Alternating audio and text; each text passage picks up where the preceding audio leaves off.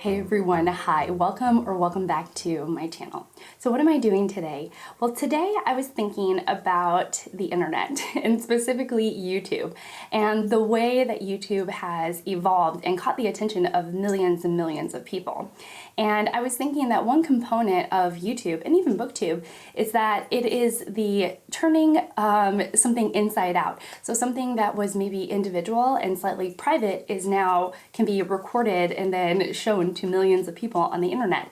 I'm thinking about things like morning routines, journaling, makeup routines, and even our reading lives.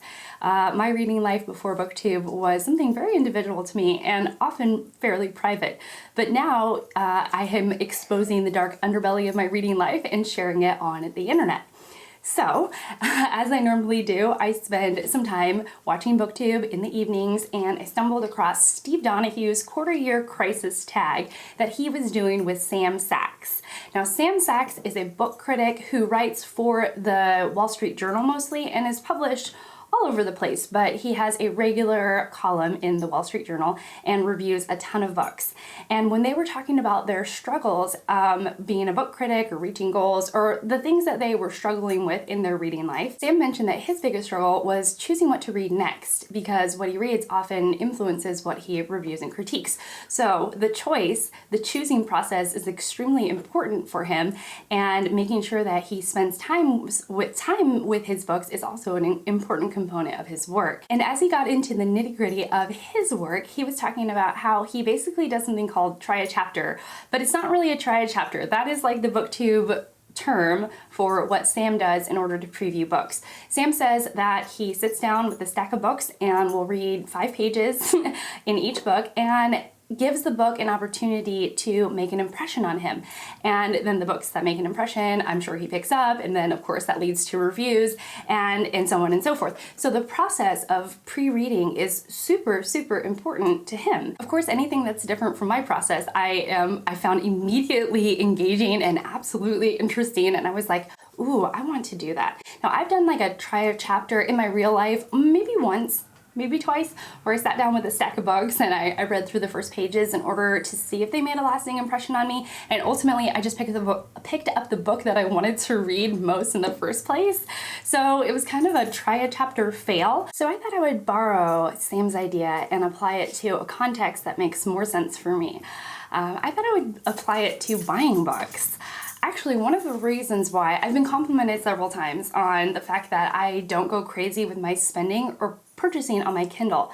And there's really basically one reason for that, and it's because I have to read the sample before I buy the book. And most of the time, I don't get through a sample of a book before I'm distracted and before I just forget about the sample and move on to the book that has captured my attention. So I thought, why not apply that to actual physical books? So what I'm going to be doing today is you're going to be getting a little bit of vlogging. I think you're going to be, we don't know until all of this shakes out. So you're going to be getting a little bit of vlogging. You're going to be getting a little bit of me trying a chapter or trying like the first breadth of a book, maybe the first couple of paragraphs. I would love to pick up some books if they capture my attention, if they leave a little impression on me during my shopping trip. And we'll see how this works out, especially since there have been tons of new releases and backlist books that have absolutely captured my attention and that have not left my consciousness, and I'm still ruminating on them. And so hopefully I can either, settle that desire to pick up those new releases that I spoke about recently to kind of dampen that desire because maybe the first pages won't capture my attention, or I am totally sucked in by the first couple of pages and I pick up the book from there. Enough preamble. So let's get going, all right? I'm kicking it old school with an outfit of the day. Today, it is supposed to be 90, yes, you heard me correctly. It is supposed to be 90 degrees in South Carolina. And so I am going for something very simple. I'm wearing a t-shirt, a graphic t-shirt that has one of my favorite graphics on it. It is an illustration of a girl, and I'm wearing some jean shorts and a belt with it and Birkenstocks because Birkenstocks are very comfortable. This week is Teacher Appreciation Week, and so we have chosen to buy and pot flowers for my children's teachers this week.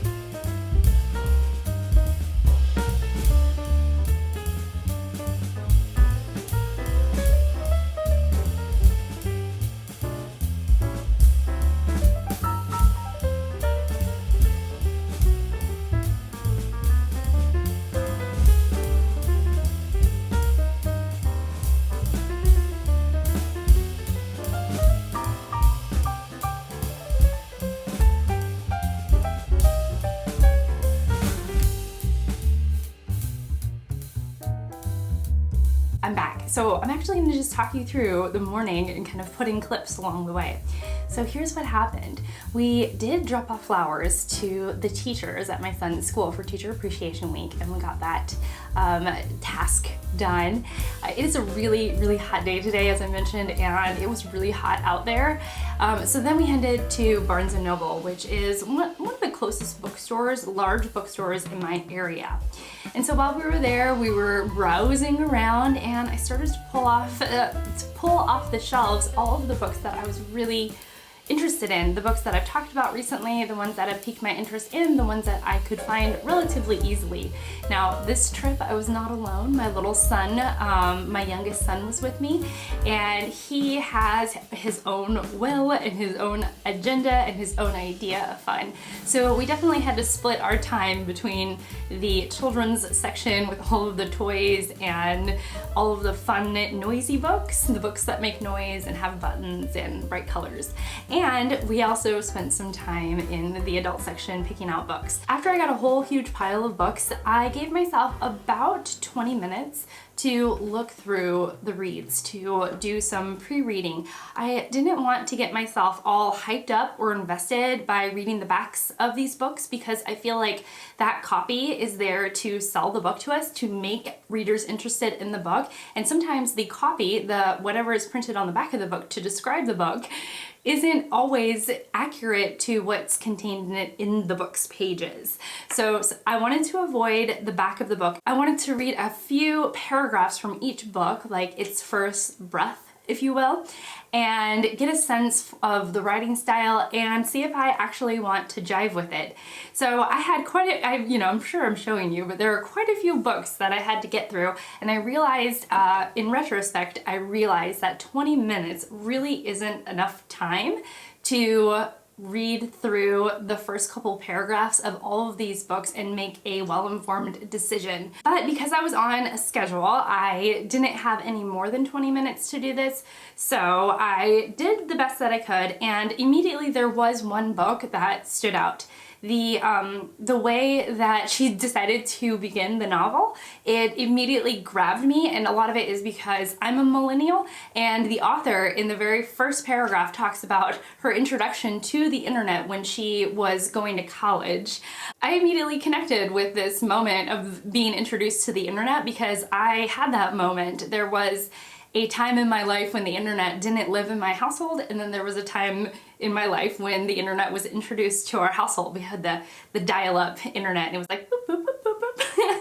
So anyways, the paragraph that I'm talking about, the first couple paragraphs that I am talking about, is The Idiot by Elif Batuman. Yes, this got me, and it was the immediate connection that I made with the author. A couple of titles I decided to not pick up right now in this very moment because they actually reminded me of books that I had read previously. For example, Maggie O'Farrell's exposition in Hamnet really reminded me of Hilary Mantel's exposition in Wolf Hall. It seemed to have a similar vibe. Can you tell me, if you've read both, can you tell me if they are kind of similar with technique and stylization and the approach to a story? I'd be interested to know. But that's what it reminded me of, the first few paragraphs of Hamnet. Also, I picked up, what book did I pick up? Oh, I also picked up the Rebecca Solnit book, which I've been hearing all over BookTube. Rebecca Solnit seems to have quite the fan club, and so I picked up her book, and when I was reading the first couple of paragraphs of her book actually reminded me a bit of War and Peace. So I was like, I don't know. Then I came to the part where I picked up two books by Douglas Stuart. Douglas Stuart's new book is named Young Mungo, and the other one is Shuggie, Bain, and I was like, I want to pick one of these books to take home with me. And so I'm gonna choose the one that pulls me in the most. So I read the first couple of paragraphs of one and the first couple of paragraphs of the other, and I chose. And the one that I chose was, drum roll please, I chose Young Mungo by Douglas Stuart.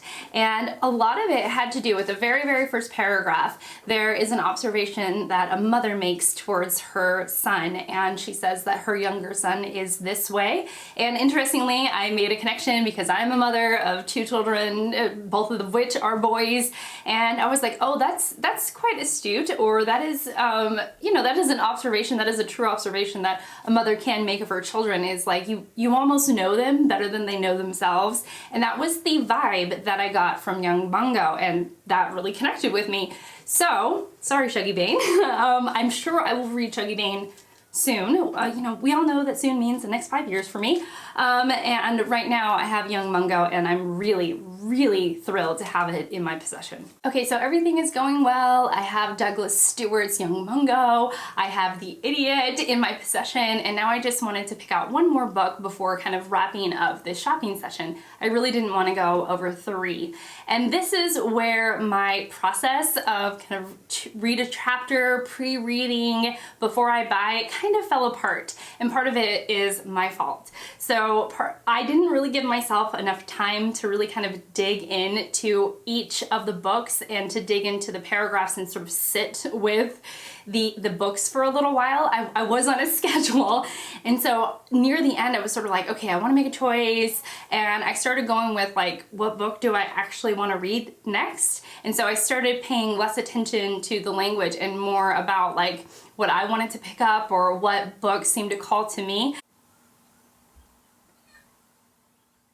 Okay, so who am I kidding? My process went out the window for this last book. I thought I was gonna like go through the whole thing and pre-read and sit with it and do the thing, you know?